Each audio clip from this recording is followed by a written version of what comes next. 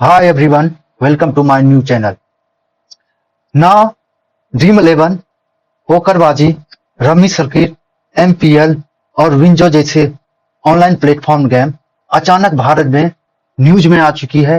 ये सारे game platform जो ऑनलाइन गेमिंग प्लेटफॉर्म है, ये भारत में बैन हो चुका है क्योंकि इंडियन गवर्नमेंट ने एक नया बिल पारित कर दिया है जिनका नाम है promotion and regulation of online gaming bill 2025।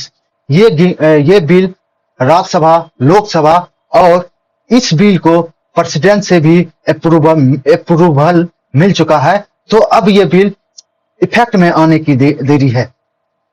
Ministry of electronic and information technology ने बोला, उनके द्वारा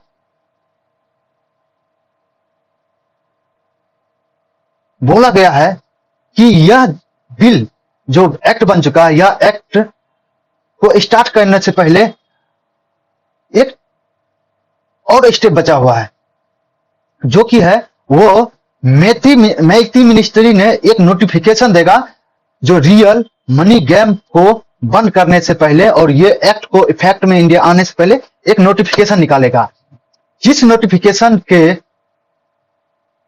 आते ही जितने भी ऑनलाइन गेम के यूजर हैं, रियल मनी गेम के जितने भी यूजर हैं, वो अपना मनी जो डिपॉजिट ऑनलाइन प्लेटफॉर्म पे किए हैं, वो मनी जो भी डिपॉजिट आप ऑनलाइन प्लेटफॉर्म पर आप किए हैं गेम खेलने के लिए, वो डिपॉजिट को आप निकाल सकते हैं। या act real money game act 2025 को इफेक्ट में आने से पहले यह एक्ट पर शॉर्ट ओवरव्यू देखते हैं।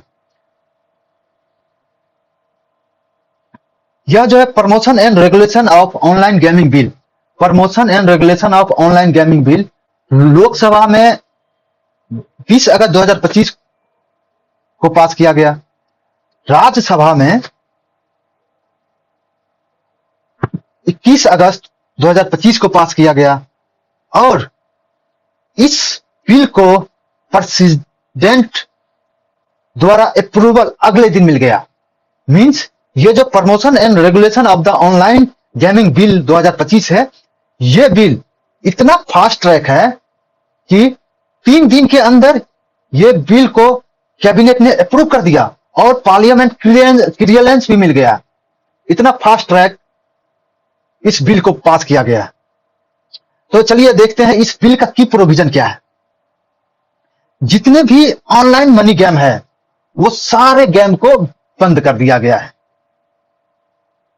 ऑनलाइन मनी गेम में क्या क्या इंक्लूडेड है? इसमें इंक्लूडेड है fantasy sport, rummy, poker, Dream 11, WinZO, My Circle 11, MPL, ये जितने भी प्लेटफॉर्म है, ये सारे बंद कर दिया गया है। और ये जब बंद किया गया है तो यहां कुछ डिस्टिंग्विश नहीं किया गया कि ये स्किलफुल गेम है या चांस लेने वाला गेम, कोई ऐसा डिस्कशन नहीं हुआ है। क्लियरली जितना भी ऑनलाइन मनी गेम है उनको बंद कर दिया है बस।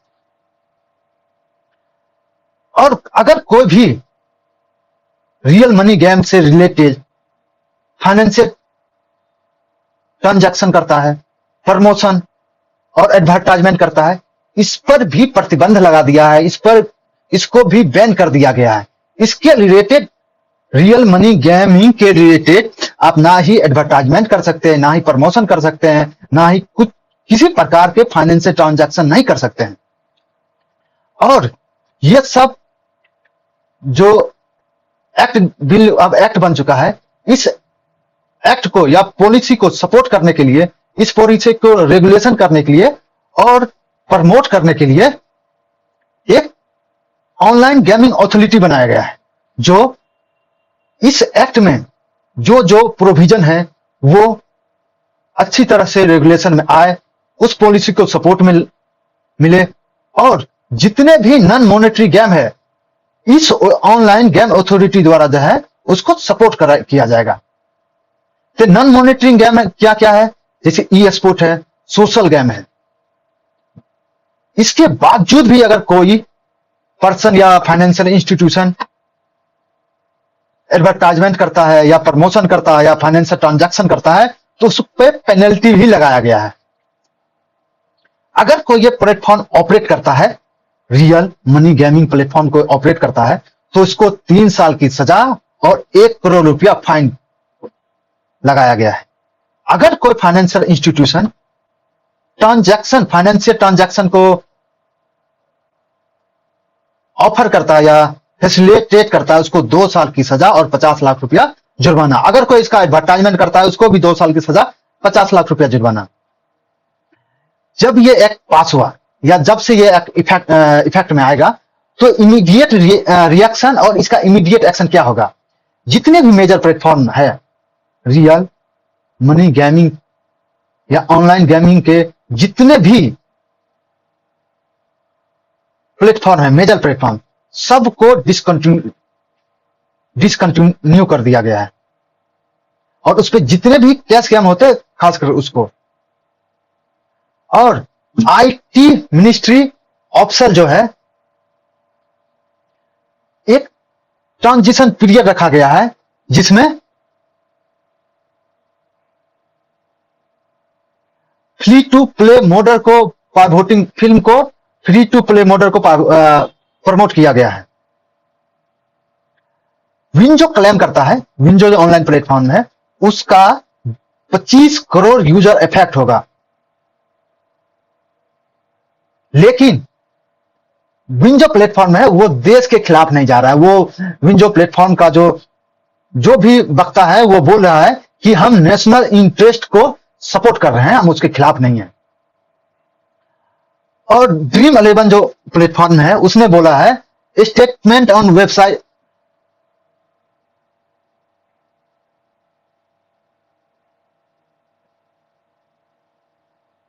अपने वेबसाइट पे ड्रीम 11 ने बोला है, और कैश गेम और कंटेस्टेंट जो भी ड्रीम 11 पे फैसिलिटेट किया जा रहा था वो अब बंद कर दिया है। पोकरबाजी भी रियल मनी गेम को पॉज कर दिया है। और रमी शंकर भी जितने भी कैश गेम थे उसको डिसकंटिन्यू कर दिया है। तो इस पे गवर्नमेंट का क्या रेशनले है? गवर्नमेंट का एम है यूथ जो ये रियल मनी गेमिंग में एडिक्टेड थे या मिडिल क्लास आदमी को एडिक्शन था, उसको बचाया है। और जितने भी फाइनेंशियल फ्रॉड होते थे और मेंटल हेल्थ एडिक्शन के कारण मेंटल हेल्थ इशू होता था, उनको भी गवर्नमेंट का एम है बचाना। और ये जो रियल मनी गेमिंग के द्वारा बहुत बड़ा मनी लॉन्ड्रिंग भी होता था और टेररिस्ट फंडिंग भी होता था, उस पर सरकार ने रोक लगाई है। तो ये गेम नेशनल इंटरेस्ट के हित में है। और हमारे जो नेशनल सिक्योरिटी पे रिस्क आती थी, उस पर भी इस प्लेटफॉर्म को बंद करने के कारण रोक लगाया है। अब कोई भी टेररिज्म फंडिंग इस प्लेटफॉर्म से रियल मनी गेमिंग से फंडिंग नहीं होगा।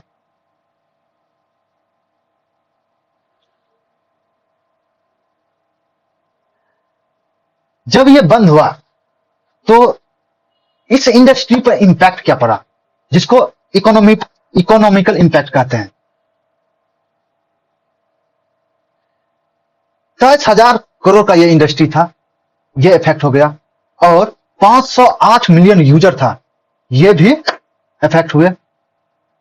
गवर्नमेंट को लगभग 15 से 20,000 करोड़ का रेवेन्यू लॉस हुआ और 2 लाख जॉब भी लॉस हुआ। 23,000 इंडस्ट्री गोल हो गया, 568 मिलियन यूजर इफेक्ट हुआ। गवर्नमेंट का रेवेन्यू 15,000 करोड़ से 20,000 करोड़ लॉस हुआ। 25,000 करोड़ एफडीआई था, वो खत्म हो गया। नजारा टेक्नोलॉजी और डेल्टा क्रॉप, नजारा टेक्नोलॉजी जो स्टॉक था उसमें 15% गिरावट आई है। और डेल्टा क्रॉप्स है उसमें 3% का गिरावट आई है।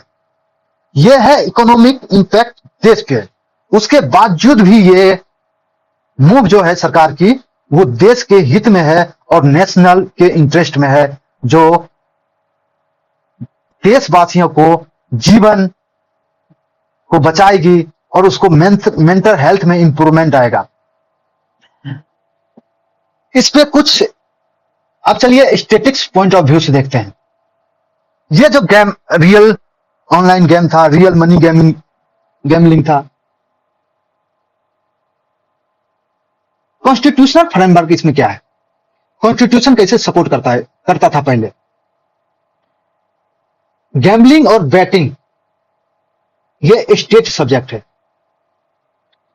स्टेट के सेकेंड लिस्ट के 34 एंट्री में यह है, जिसमें 7 शेड्यूल के स्टेट सेकेंड लिस्ट के एंट्री 24 में है गैम्बलिंग और बैटिंग।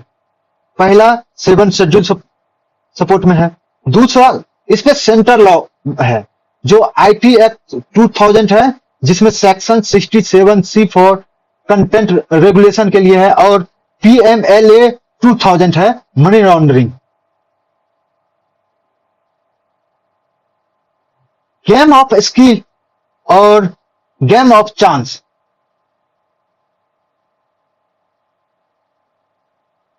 ये सुप्रीम कोर्ट जजमेंट में इसको डिस्टिंग्विश किया है।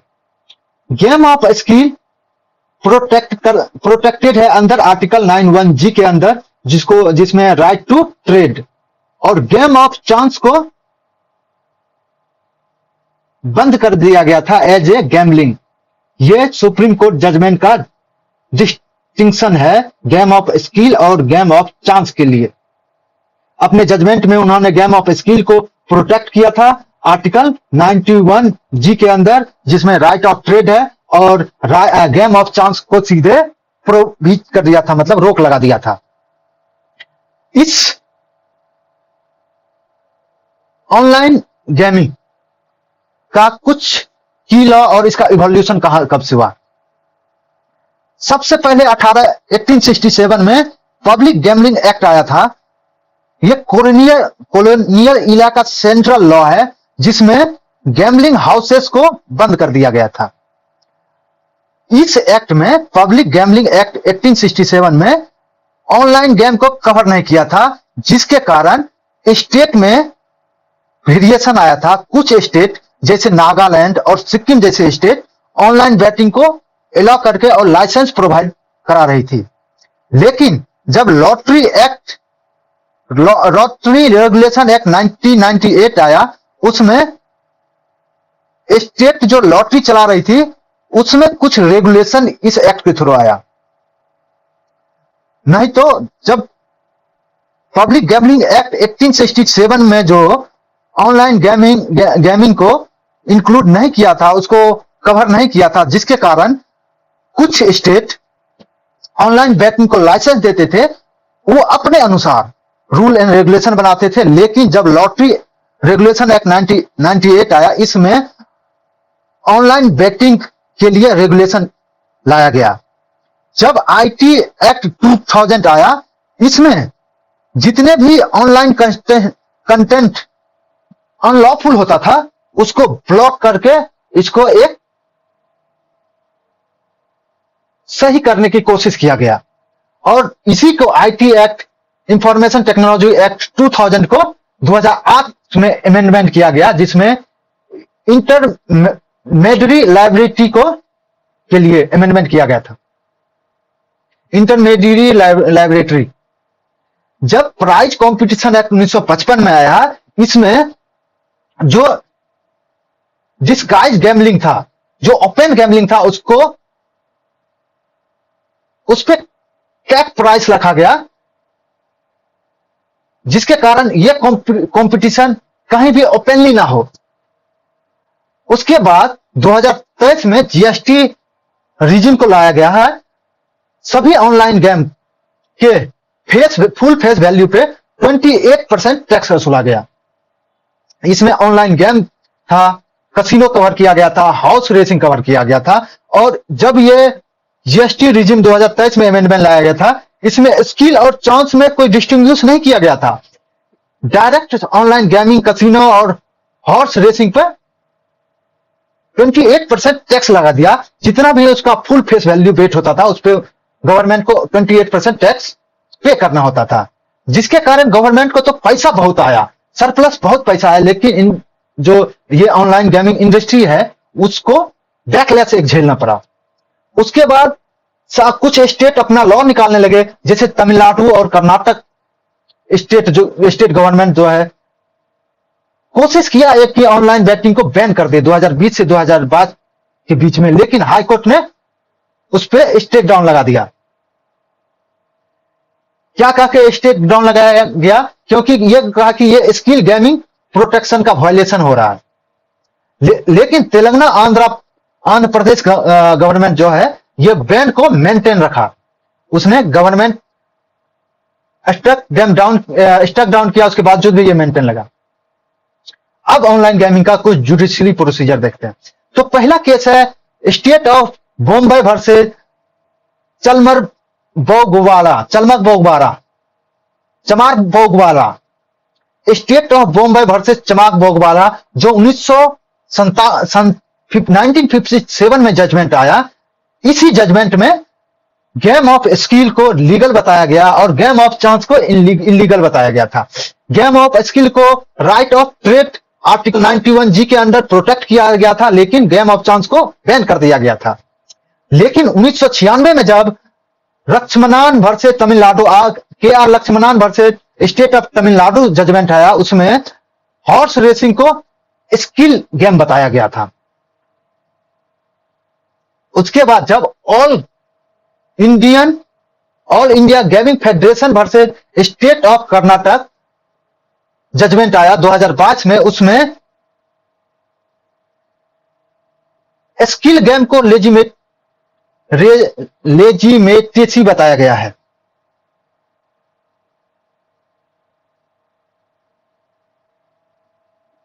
लेकिन जब सेंट्रल गवर्नमेंट ये ऑनलाइन गेम को बैन किया तो आर्टिकल 32 और आर्टिकल 226 पोटेंशियली चैलेंज किया जाएगा। यही है सेंट्रल गवर्नमेंट का एक टेंशन उन्होंने बना दिया। इसका सोशल और इकोनॉमिक कंटेक्स्ट क्या है? सोशल कंटेक्स्ट 2019 में ऑनलाइन गेमिंग मार्केट 6000 करोड़ था, लेकिन 2024 में ऑनलाइन गेमिंग मार्केट 23,000 करोड़ हो गया। इतनी ग्रोथ का दो ही कारण है, एक 5G और दूसरा स्मार्टफोन की इतना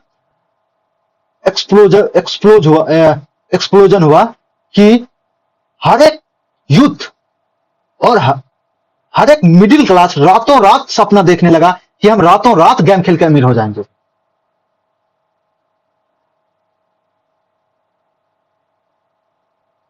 और जैसे ही यह इंडस्ट्री इतना एक्सप्लोर हुआ तो इसका निगेटिव इफेक्ट भी सोसाइटी को झेलना पड़ा।